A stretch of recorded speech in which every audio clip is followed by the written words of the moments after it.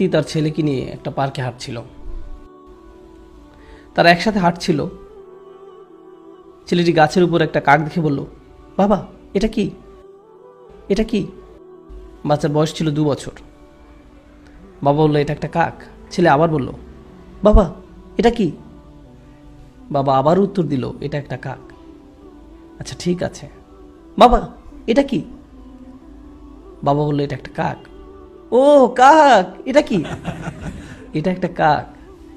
এভাবে 10 মিনিট ছেলেটি বাবাকে প্রশ্ন করে গেল। বাবা 30 বার উত্তর দিলেন। তিনি একটা ছোট ডায়েরিতে লিখে রাখলেন, আমার ছেলে আজ পার্কে হাঁটার সময় একটি কাককে নিয়ে 30 বার প্রশ্ন করেছে,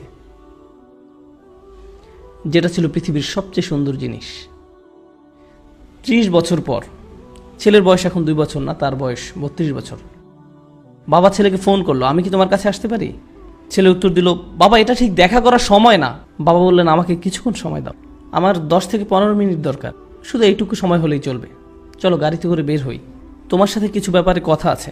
ছেলে বেশ বিরক্ত হয়ে, ঠিক আছে। বাবা আসলেন এবং গাড়িতে উঠে ছেলেকে নিয়ে পার্কে গেলেন। ছেলে মহা বিরক্ত হয়ে বলল, এসব কি বাবা, আপনি কি খুব দ্রুত বলতে পারবেন? আমার কাজ আছে। বাবা বললেন, শুধু আমার সাথে হাঁটো। তারা হাঁটছিল এবং গাছের উপর একটি কাক দেখতে পেল। বাবা বললেন, বৎস এটা কি? তুমি কি সত্যিই জানতে চাও এটা কি? এটা একটা কাক। ও বৎস এটা কি? ছেলে এবার প্রচণ্ড রেগে গেল। এটা কি একটা খেলা? আমার কাজ আছে, ঠিক আছে? এটা একটা কাক, আপনি কি দেখতে পাচ্ছেন না? আমি গত মাসেও আপনাকে নতুন চশমা এনে দিয়েছি, আমার সাথে এমন কেন হচ্ছে? বাবা আপনি কেন এত জটিল? আমি বুঝতে পারছি না সমস্যাটা কোথায়। জাস্ট বলেন কি বলতে চান। আমি ব্যস্ত আছি, ঠিক আছে? বাবা তার ডায়েরির পাতা খুলে বলল, বৎস ঠিক এরকম একটা ঘটনা 30 বছর আগে ঘটেছিল। আমরা এই পার্কে হাঁটছিলাম, তুমি একটি কাক দেখেছিলে। তুমি 30 বার আমাকে এটার সম্পর্কে জিজ্ঞেস করেছিলে, আমি প্রতিবার হেসে উত্তর দিয়েছিলাম। আর এখন তুমি দ্বিতীয়বারও উত্তর দিতে পারছো না। আমরা আমাদের পিতামাতাকে কি দিচ্ছি? মূল বিষয় হলো, আল্লাহ প্রথমে নিজের কথা উল্লেখ করেছেন, তারপর পিতামাতার কথা উল্লেখ করেছেন। তোমরা নিজেরাই চিন্তা করো, তারা তোমাদের জন্য কি করেছেন এবং তোমরা তাদের জন্য কি করছো। এমন অনেক পিতামাতা আছেন, যখন তাদের সন্তান আইসিইউতে থাকে, তারা ছোট্ট গ্লাস বক্সের দিকে তাকিয়ে দাঁড়িয়ে থাকেন, যার ভিতরে শিশুটি আছে। দিন রাত 24 ঘন্টা হাসপাতালে শুধু দাঁড়িয়েই থাকেন, কখনো বসেন না, শুধু দাঁড়িয়ে থাকেন। ভেন্ডিং মেশিনের খাবার দিয়ে তাদের জীবন চলছে। আর ঠিক এই সন্তানই বড় হলে ফোন করে খবর নেওয়ারও সময় হয় না। কত মা তার সন্তান ভূমিষ্ঠ করতে মৃত্যুর কাছাকাছি চলে যায়, আর এখন তার ফোনের উত্তর দেওয়া অনেক কঠিন হয়ে পড়েছে। আর এখন তাকে কি দিচ্ছেন? সারাদিন 2 মিনিটের মতো সময়। তাকে কিছুটা গুরুত্বপূর্ণ ভাবতে দিন। এটা কতটা অন্যায্য যে আপনি তাদের নিকট ছিলেন সবচেয়ে গুরুত্বপূর্ণ, আর এখন তারা আপনার কাছে গুরুত্বহীন। এটা কতটা ন্যায়বিরুদ্ধ। তারা এই যন্ত্রণা প্রতিদিন বয়ে বেড়ায় যে আমি আমার সন্তানের কাছে কিছুই না, আমি তাদের কাছে কিছুই না, আমি তাদের কাছে মূল্যহীন, আমার জন্য তাদের হাতে কোনো সময় নেই। কোনো কিছু আপনার কাছে মূল্যবান মনে হলে তাতে আপনি সময় দান করেন। বেশিরভাগ ক্ষেত্রে এই সময় আমরা পিতামাতার কাছ থেকে দূরে সরে থাকতে চাই। আপনি আপনার বন্ধুদের সাথে থাকতে চান, নিজের মতো করে থাকতে চান, মাতা পিতার সাথে থাকতে চান না। এই বদ অভ্যাসটা আপনিই বাড়তে দিয়েছেন, আর সময়ের পরিক্রমায় এটা আরও খারাপ হতে থাকবে। আমাদের পিতামাতা অনেক অনেক বেশি আবেগপ্রবণ, তারা খুবই রক্ষণাত্মক।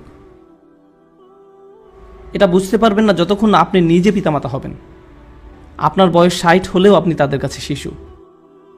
তারা এখনও স্মরণ করতে পারে আপনার ময়লা ন্যাপকিন পরিষ্কার করার কথা, আপনাকে দুধ খাওয়ানোর কথা, কিভাবে ঢেকুর তুলেছেন, পিছনের সিটে বসানোর পর কিভাবে আপনাকে পরিষ্কার করেছে, খাইয়েছে।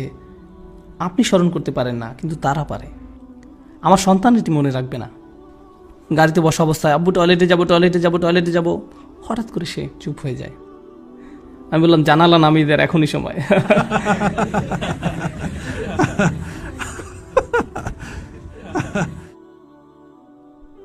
তারপর সে বলা শুরু করলো, আমি ঈদে কোন খেলনা পাবো।